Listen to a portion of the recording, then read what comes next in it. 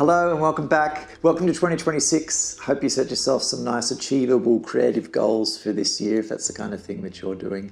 I certainly have set some for myself, including continuing my 30-day challenges. I'm right at the tail end of my second 30-day challenge on dragons.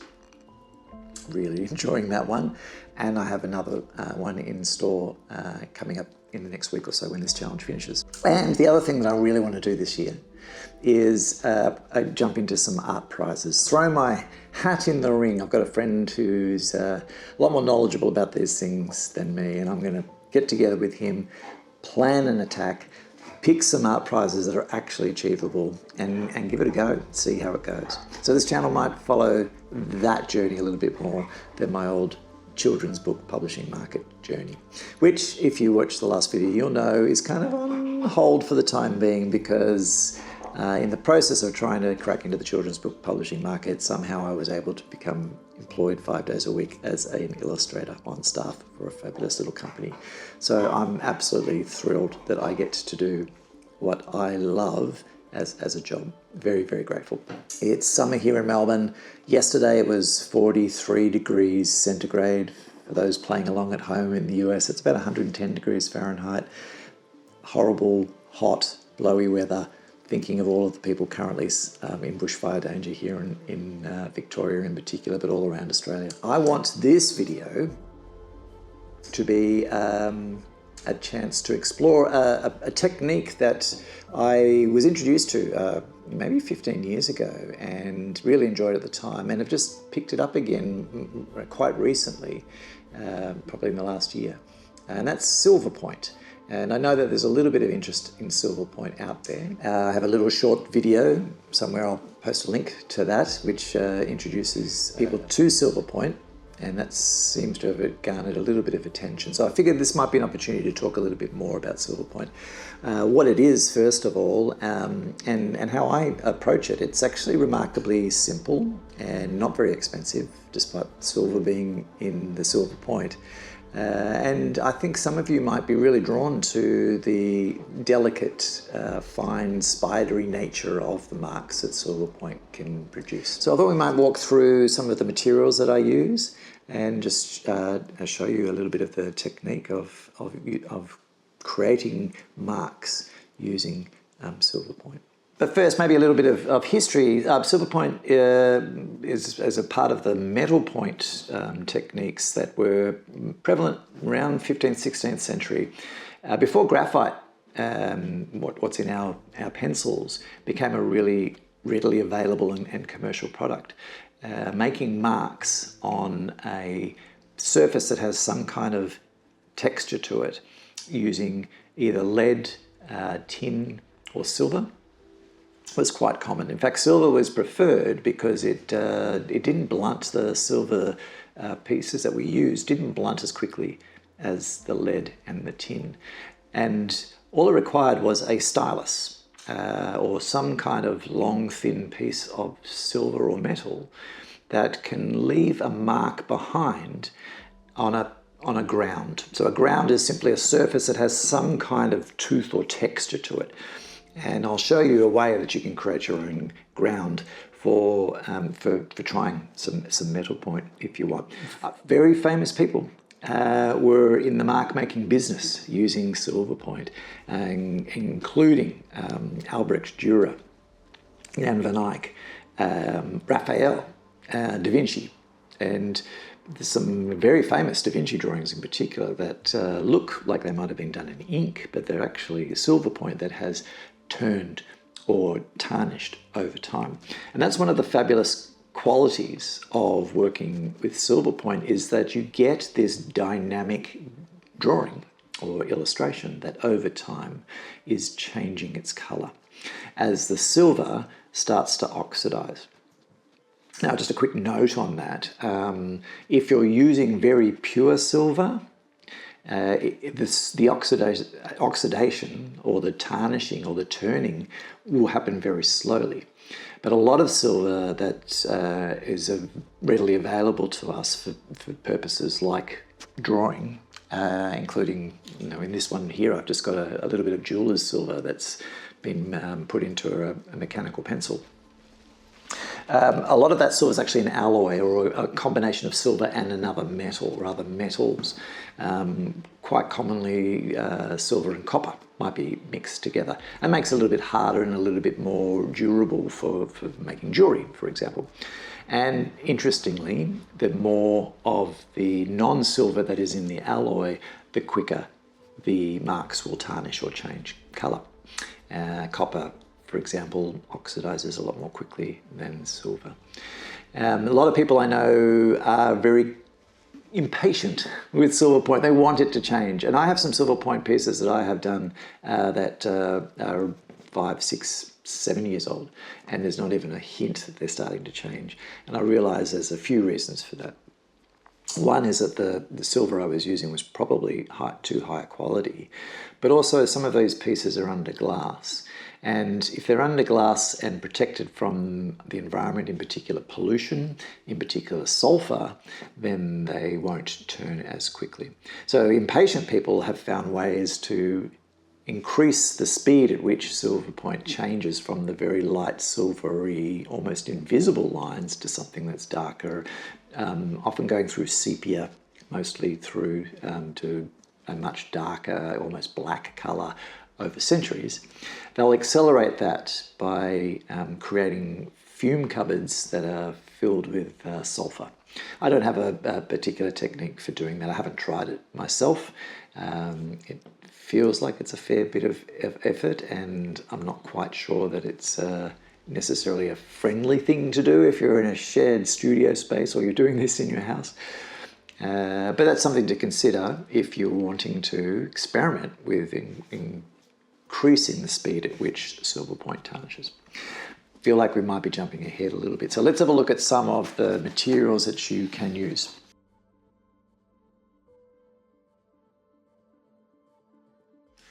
Now, in terms of a surface, I just use something that is thick enough that it can withstand a few layers of what we're going to use for our ground. And I'll show you what we'll use for that in just a moment. But this is 300 GSM smooth watercolour paper, which I think smooth might be the hot press version. And the smoother it is, the more control you have over the texture of the surface that you end up creating for the silver to scratch against. So something that you need to draw on. Now, Silverpoint you can do on any size, but often people do very small postcard size pieces because the fine lines can take a long time to build up over time. So just consider that when you're wanting to do something, whether or not you want to go for a big grand project first of all, or whether you want to go for something smaller. What else do you need? Okay, so on the paper or on the surface, and you can use any surface for this mine. It could be a piece of timber, it could be a piece of slate, it could be anything that's basically a flat, smooth surface that can take a ground. And the most common ground that we use these days is just gesso. This is a low viscosity gesso, which gives me a little bit more control, but you can also dilute your gesso a little bit if you want to control just how smooth it goes down or how light the layers of gesso go down are. And I recommend keeping it reasonably light to start because you don't need too much of a ground to let the silver catch on it. If you make the gesso too thick, then the texture of the surface can perhaps become so toothy that you'll lose one of the best things about Silverpoint is these smooth, fine, graceful, almost spidery, invisible thin lines. So a low viscosity gesso. There are other ways to create a ground, essentially something textured surface that the Silverpoint can attach itself to. You can even use gouache and the sort of the chalky texture of the gouache. If you have that put down over perhaps a couple of layers, you can experiment with how well it might take the silver.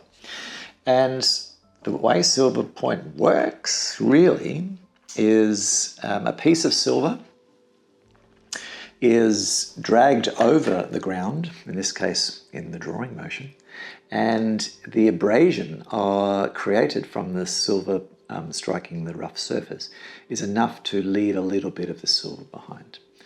So it's soft enough that it will wear off in that line that you have created. That's why it won't work particularly well on very smooth surfaces. You need something with a little bit of tooth that can catch it. So this is just a stylus bought from my local art supply place. It's a little bit of silver that's embedded into a piece of wood. That's it. You can buy gorgeous Silverpoint styluses that are actually just pieces of silver turned with points at either end, one finer, one slightly thicker. They're a lot more expensive, but they are gorgeous and a lot more close to what was probably used by the original masters of the time. And as I said, you can also perhaps pop down to your jeweler's store and barter for a little bit of jeweler's silver. You really don't need very much. I've had just a piece about that long in this pencil for years and years and years. It takes forever to wear down. This stylus will last me and probably my children. So once you've bought one of these, you don't have to worry too much about replacing them. I think that's just about it. Oh, yes, and the other things that I've got here are just something that helps with the application of the ground. So I pour my gesso in there. If I'm losing a big surface, I'll use a little roller like this. I can then smooth it down with just a house paint brush. Or if you want something even smoother over a smaller surface and you're working with the gouache, then you might use a bit of a softer brush like this. And that's all of the materials. That's it.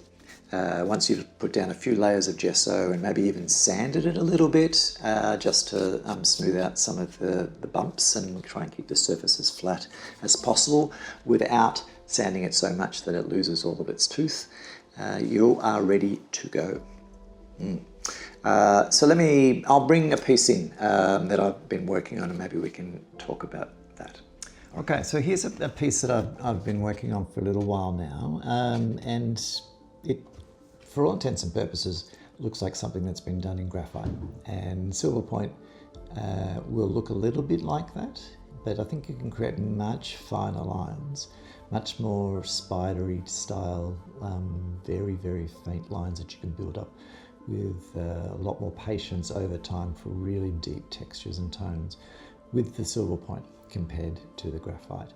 And of course you get that added bonus that the Silverpoint will start to darken and change over time. So I have a piece up on the wall over here that is one of the Silverpoint pieces I did a little while ago. That has definitely started to change. In fact, if you look closely, you can see that some of it has turned a sepia color. But some of it has resisted the turn, resisted the tarnishing, and that's probably because it's a different quality silver that I was using for that part. But anyway, this is, I'll show you a little bit closer what you can expect from Silverpoint.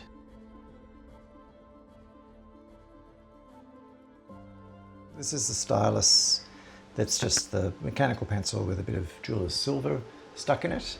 And if you don't treat it any differently to drawing with pencil, you're off to a great start.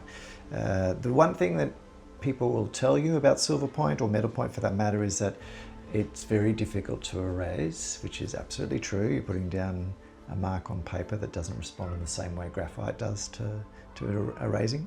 But if you start very light, you can still erase some of it. I found that it actually does come off reasonably easily if you're a super soft touch to start.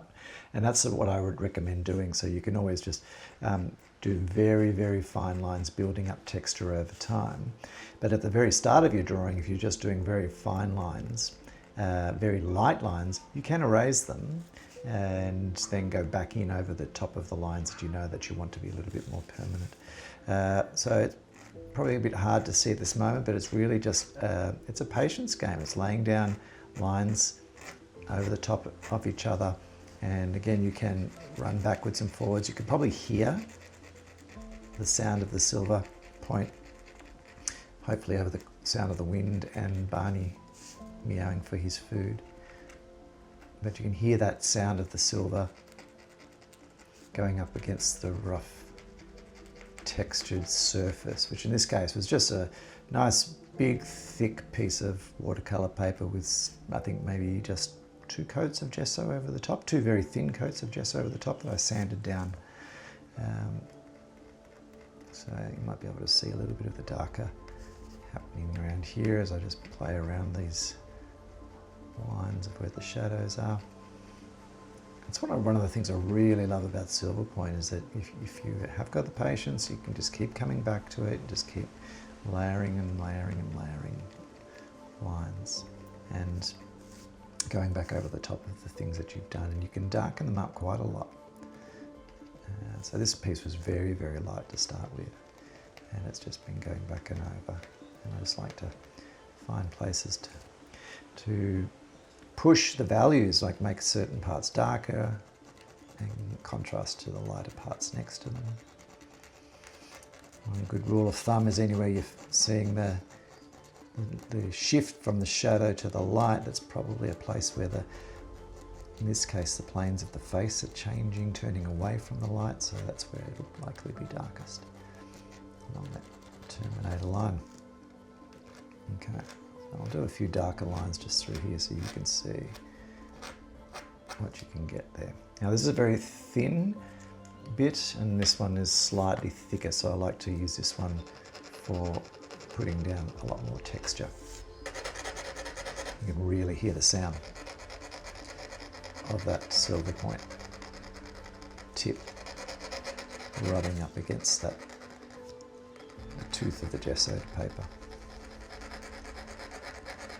All right. So I can keep playing and keep playing and keep playing with this, and this is what I'd like to do this year, is focus a little bit more on Silverpoint. So hopefully you'll be able to see this piece in growing and changing in development over time. There you go.